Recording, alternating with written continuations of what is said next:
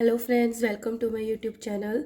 So let's start question answers of chapter 2, that is on nutrition in animals. So part A is oral questions, right? Let's start. Number 1, what is meant by the ingestion of food? Ingestion of food से क्या मतलब है? The process of taking food into the body is called ingestion. मतलब food को organism जब अपनी body में intake करते हैं उस प्रोसेस को कहते हैं ingestion. So the process of taking food into the body is called ingestion. Example, humans have mouth for the ingestion of food. Human में इंजेशन के लिए कौन सा पार्ट होता है? माउथ होता है, जिसको वो यूज़ करते हैं for the ingestion. Second is what is meant by the digestion of food. Digestion of food का क्या मतलब है?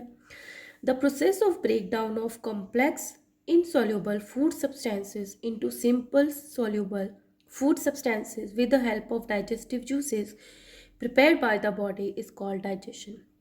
देखो डाइजेशन में क्या होता है, जो फूड आप खाने में खाते हो वो कैसा होता है? कॉम्प्लेक्स होता है, इनसॉल्यूबल होता है, मतलब घुलने वाला नहीं होता है. जब उसको ब्रेक डाउन किया जाता है किस में? कॉम्प्लेक्स से बन जाता है वो सिंपल, इनसॉल्यूबल से बन जाता है सॉल्यूबल फूड सब्सटेंसेस. किसकी हेल्प से? With the help of digestive juices prepared by the body is called digestion. तो जो हमारी बॉडी प्रिपेयर करती है डाइजेस्टिव जूसेस, उसकी हेल्प से ब्रेक डाउन करना कॉम्प्लेक्स इनसॉल्यूबल फूड सब्सटेंसेस को into the simple soluble food substances is called digestion of food. Third is what is meant bye absorption of food. Absorption of food क्या होता है? The process in which the simple soluble digested food substances are absorbed into the blood is called absorption. वो वाला process, देखो digestion में क्या हो गया था, जो कॉम्प्लेक्स इनसॉल्यूबल सब्सटेंसेस थे वो कन्वर्ट हो गए थे सिंपल सॉल्यूबल सब्सटेंसेस में. अब ये जो simple soluble digested food material था उसको एब्जॉर्ब करना कहाँ पर? ब्लड में, is called the absorption of food. What is meant bye egestion of food. Egestion क्या होता है? बॉडी से बाहर निकालना, ठीक है. What is meant bye egestion of food? The process in which the undigested food is removed from the body is called egestion. वो वाला प्रोसेस जो अनडाइजेस्टेड फूड रह गया, जो डाइजेस्ट नहीं हुआ, उसको बॉडी से बाहर निकालने के प्रोसेस को हम बोलते हैं इजेशन. इन मतलब अंदर आना, ई मतलब एग्जिट.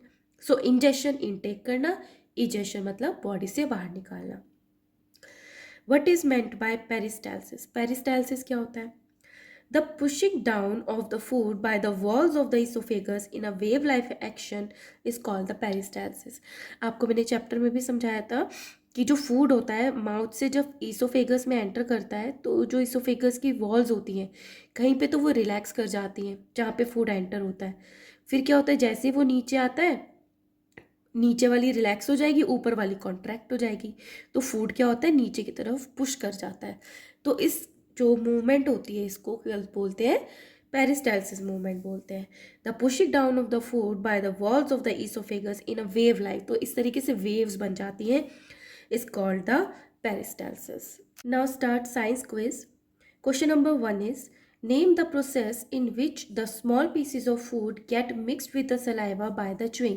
आपको उस प्रोसेस का नाम बताना है कि जिसमें जो आप फूड खाते हो वो च्यूइंग चबाने के बाद छोटे छोटे पीसेस में कन्वर्ट हो जाता है और सलाइवा के साथ मिक्स हो जाता है.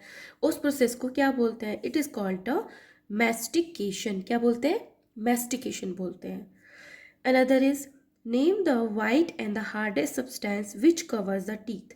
देखो हमारा टीथ इस तरीके से होता है, ठीक है. तो क्वेश्चन है जो हमें बाहर दिखता है इतना तो वो रूट होती है अंदर गम्स के अंदर, ठीक है. ये हो गए गम्स, ये हो गया टीथ जो हमें बाहर की तरफ दिखाई देता है. सो आपको इस वाइट पोर्शन का नाम बताना है एंड द हार्डेस्ट सब्सटेंस, और वो हार्डेस्ट सब्सटेंस भी है विच कवर्स द टीथ, और वो क्या है? Enamel. Enamel, enamel, right. Third question is name an enzyme which break down the starch present in the food into the sugar.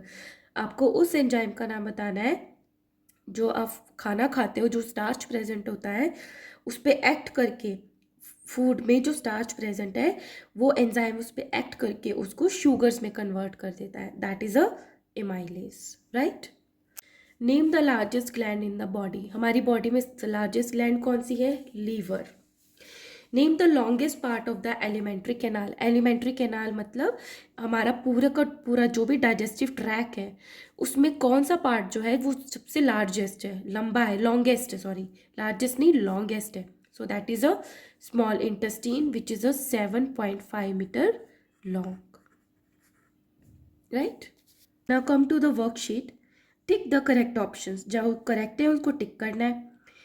Which of the following is not a type of teeth, आपको उसको tick करना है जो teeth का type नहीं है। Incisors yes, canines yes, anus no, molars yes. So answer is anus. जो anus है वो डाइजेस्टिव ट्रैक्ट का पार्ट है, एनस, जहाँ से फूड जो है अनडाइजेस्टेड फूड इजेस्ट किया जाता है। Second is the wall of the large intestine absorb, जो एलिमेंट्री कैनाल का लार्ज इंटेस्टीन है वो किसको एब्जॉर्ब करती है? वाटर को, यस। तो जो लार्ज इंटेस्टीन है वो वाटर को एब्जॉर्ब करती है। डाइजेस्टेड फूड को कौन एब्जॉर्ब करता है? Small intestine. अनडाइजेस्टेड फूड का क्या होता है? वो तो बॉडी से बाहर ही निकाल दिया जाता है, और सेल्यूलोज को हमारी बॉडी डाइजेस्ट ही नहीं कर पाती है। Number 3, bile juice is produced by, कौन बाइल जूस को प्रोड्यूस करता है, बनाता है? So answer is liver. Pancreas no, gall bladder no, क्योंकि प्रोड्यूस नहीं होता है गॉल ब्लैडर में, टेम्परेली स्टोर होता है जो लीवर बनाता है, स्टमक में नहीं होता। Number 4, compound stomach is found in, compound stomach क्या होता है? जैसे हमारा ह्यूमंस में जो स्टमक होता है उसमें एक ही चैम्बर होता है, बट कुछ ऐसे र्यूमिनेंट्स होते हैं जिनमें 4 चैम्बर्स होते हैं स्टमक में, तो उसको क्या बोल देते हैं? Compound stomach. तो वो किस में अवेलेबल होता है, किस में प्रेजेंट होता है? ह्यूमंस में no, lions no, cow yes, all of these no, क्योंकि ह्यूमंस में नहीं होता, लायंस में नहीं होता। Now match the following, column A and column B. Liver, liver किससे रिलेटेड है? टेंटिकल्स नो, टेंटिकल्स किस में होते हैं? हाइड्रा में होते हैं। सो आंसर इज ये 3 का होगा। स्यूडोपोडिया, स्यूडोपोडिया किस में होता है? एमीबा में। सो बी किससे रिलेटेड है? 4 से। Hydra, large intestine, bile juice secretion liver में होता है, तो आंसर 1। एब्जॉर्प्शन ऑफ वाटर, ये हमने अभी देखा था, कहाँ हो रहा था? लार्ज इंटेस्टाइन में। सो ये कनेक्ट होगा 2 से, ठीक है।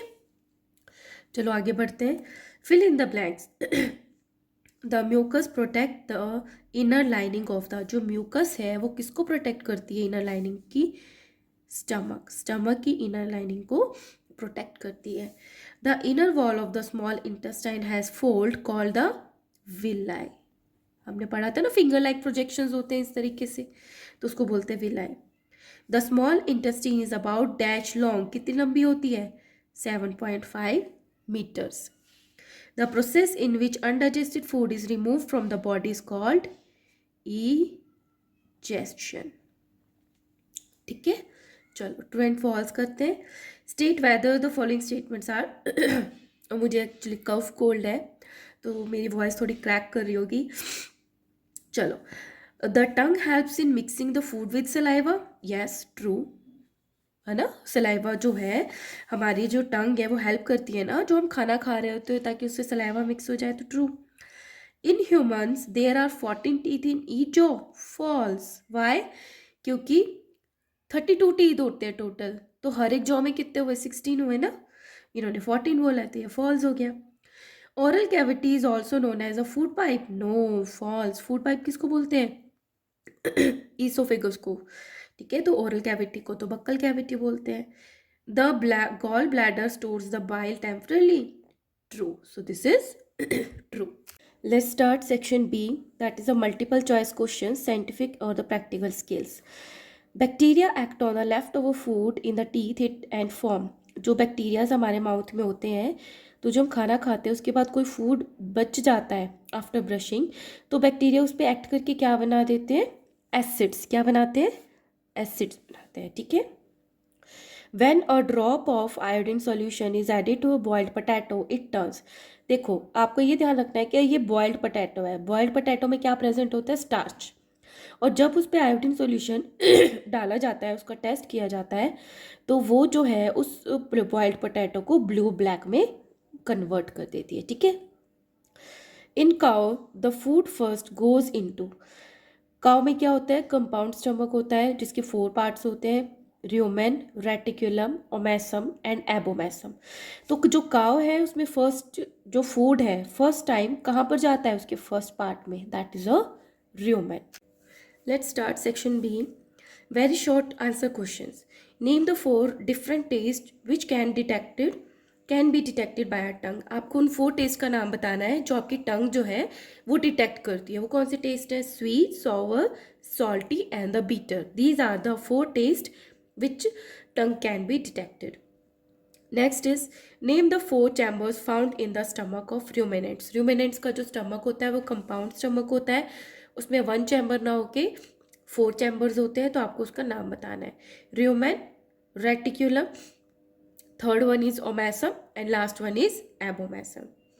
Name the tearing teeth. वो वाले टीथ का नाम बताना है जो टीयर करने के काम होता है, इसलिए उसको बोलते हैं हम tearing teeth. Answer is canines. Name the various steps of animal nutrition. Animal nutrition के वेरियस कितने स्टेप्स है, टोटल 5 स्टेप्स है, ठीक है, ये याद रखना है। सबसे पहले फूड को इनटेक किया जाता है, इंजेशन, फिर उसका डाइजेशन किया जाता है, डाइजेशन, जो डाइजेस्ट हो गया अब उसको ब्लड में एब्जॉर्ब करना है, एब्जॉर्प्शन, अब जो एब्जॉर्ब हो गया उसको यूटिलाइज करना है एज अ एनर्जी, एसिमिलेशन, अब जो अनडाइजेस्टेड फूड रह गया, जो वेस्टेज है उसको बॉडी से बाहर निकालना है, तो last one is egestion. So 5 steps are ingestion, digestion, absorption, assimilation and the egestion, ठीक है। Short answer type 1 questions. Question number 1, what happens to the undigested food in the body. हमारी बॉडी में जो अनडाइजेस्टेड फूड है उसका क्या होता है, ठीक है, इस टाइप से क्वेश्चन पूछा है। So answer is the food that remains undigested passes from the small intestine to the large intestine. देखो अभी तक किया था स्मॉल इंटेस्टाइन में गया था, वहाँ पर जो एब्जॉर्ब होने वाला था वो एब्जॉर्ब हो गया, जो अनडाइजेस्टेड रहा वो स्मॉल इंटेस्टाइन से कहाँ आ गया, लार्ज इंटेस्टाइन में। Here colon which is the part of the large intestine. Colon क्या होता है, लार्ज इंटेस्टाइन का अपर पार्ट होता है कोलोन, और लोअर पार्ट को बोल देते हैं रेक्टम। तो जब फूड लार्ज इंटेस्टाइन के कॉलन पार्ट में पहुंचा, वहां पे क्या होता है, एब्जॉर्प्शन होता है water and some salt which from this undigested food. तो जो अनडाइजेस्टेड फूड लार्ज इंटेस्टाइन के कॉलन पार्ट में आया था वहां से वाटर और कुछ सॉल्ट्स का एब्जॉर्प्शन हो जाता है। This undigested food is called faeces. अब ये जो फूड बन गया अनडाइजेस्टेड, इसको क्या बोलते हैं, faeces, and stored in the lower part of the large intestine. और ये लार्ज इंटेस्टाइन के लोअर पार्ट में इकट्ठा हो जाता है, ठीक है, स्टोर कर देते हैं इसको, और उसको क्या बोल देते हैं, कॉल्ड रेक्टम। वो लोअर पार्ट क्या होता है, rectum, and passed out of the body through the anus. और उस अनडाइजेस्टेड फूड को बॉडी के थ्रू बाहर निकाल दिया जाता है। तो ठीक है, जो अनडाइजेस्टेड फूड बना वो स्मॉल इंटेस्टाइन से सबसे पहले कहाँ आया, लार्ज इंटेस्टाइन में। लार्ज इंटेस्टाइन के अपर पार्ट कॉलन में आके क्या हुआ, absorption of water and some salt. उसके बाद ये कहाँ चला गया, lower part of the large intestine called the rectum, and passed out of the body through the anus के थ्रू वो पास हो गया। Question number 2, what are the effects of tooth decay. अगर किसी पर्सन के टूथ डिके होता है, दांत खराब होते हैं, तो उसका क्या क्या इफेक्ट आता है। Tooth decay causes following problems. Following problems आती है, कौन कौन सी आती है। Number 1, holes and cavity in the teeth. Teeth में या तो होल्स हो सकती हैं या खड्डे हो सकते हैं। फाउल स्मेल, बैक्टीरिया अगर एक्ट कर रहा है फूड पे तो गंदी स्मेल भी आ सकती है मुंह से। लूजिंग ऑफ टीथ, जब कैविटीज बन जाती हैं या फिर होल्स बन जाते हैं तो टूथ तो वीक हो गए, तो क्या बन जाएंगे, लूजनिंग हो जाती है टीथ की, या फिर वो ख़त्म ही हो जाएगा। टूथेक, अगर वो जो कैविटी कैविटी ने एक्सपोज कर दिया नर्व को तो टूथेक भी हो सकता है। And the stomach disorders. So these are the problem that a person can feel if he suffer from a tooth decay, right. So next is what are ruminants. Ruminants क्या होते हैं, ruminants are those grass eating animals such as cow, buffalo, deer and sheep which chew the food rapidly, mix it with the saliva and swallow it hurriedly.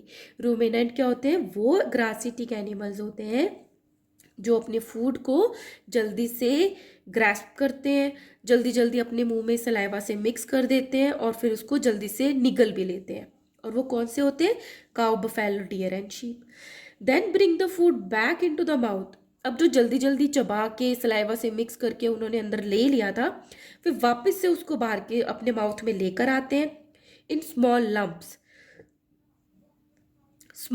में लेकर आते हैं, chew it again, और उसको वापस से चबाते हैं। This process of chewing food is called the rumination। सो एक बार चबाने के बाद उसको वापस से चबाना, इस प्रोसेस को कहते हैं rumination कहते हैं। And these animals are called ruminants। इसलिए हम इन एनिमल्स को क्या बोल देते हैं? ruminants बोल देते हैं। इन ruminants the stomach is divided into 4 chambers. ruminants में क्या होता है? जो स्टमक होता है 4 चैम्बर्स में डिवाइड होता है, rumen, reticulum, omasum, abomasum. 4 chambers हो गए। सो रूमिनेंट्स क्या होते हैं? वो ग्रास ईटिंग एनिमल्स होते हैं जो एक बार अपने फूड को जल्दी से चबाने के बाद पेट में ले लेते हैं, अगेन उस फूड को अपने माउथ में स्मॉल लम्प्स के फॉर्म में लेकर आते हैं, अगेन उसको च्यू करते हैं, फिर उसको प्रॉपर डाइजेशन के लिए वापस से अपने स्टमक में ले जाते हैं। ठीक है, चलो, what is the difference between the milk teeth and the permanent teeth? इन दोनों में क्या डिफरेंस होता है? टेम्पररी टीथ बच्चों आपको पता है, जब छोटे बच्चे होते हैं, इन्फेंट होते हैं, बेबी बॉर्न होता है, 6 मंथ्स के बाद न्यू टीथ आने स्टार्ट होते हैं, उनको हम दूध के दांत टेम्पररी टीथ बोलते हैं। उसके बाद जब वो बच्चा बड़ा हो जाता है, 6 ईयर्स का होता है, तो दांत टूटने शुरू हो जाते हैं और उनकी जगह पे नए दांत आने शुरू होते हैं, उनको बोलते हैं परमानेंट टीथ, क्योंकि ये गिर जाएंगे तो ये वापस नहीं आएंगे। ठीक है, तो ये कैसे हो गए? परमानेंट टीथ हो गए। तो इन दोनों में क्या डिफरेंस है? Number 1, temporary teeth appears at an age of 6 to 7 months। ठीक है, जो टेम्पररी टीथ होते हैं वो कब आते हैं? जब बच्चा 6 to 7 months का होता है। परमानेंट टीथ कब आते हैं? It appears at an age of 6 to 8 years। जब ये गिरते हैं तो ये अपीयर होने लगते हैं 6 to 8 years में। After the fall of temporary teeth, जैसे ही टेम्परेरी टीथ गिरता है 6 to 8 years में, उसके बाद इसको रिप्लेस करते हैं permanent teeth. Number 2, temporary teeth are total 20 milk teeth. कितने होते हैं? 20। बट जो परमानेंट टीथ होते हैं they are 32 in number. So 16 teeth in each jaw, और हर एक जॉ में 16 टीथ होते हैं। Number 3, these teeth are smaller and weaker. जो मिल्क टीथ होते हैं वो कंपैरेटिवली परमानेंट टीथ से एक तो छोटे भी होते हैं और वीक भी होते हैं, बट जो परमानेंट टीथ होते हैं ये कैसे होते हैं? कंपैरेटिवली स्ट्रॉन्ग होते हैं। ठीक है, चलो वीडियो मैं यहीं पर एंड करती हूँ। डी पार्ट जो है शॉर्ट आंसर टाइप क्वेश्चन मैं नेक्स्ट वीडियो बनाती हूँ। और until then don't go without like my videos and please subscribe if you new in my channel. Thank you so much.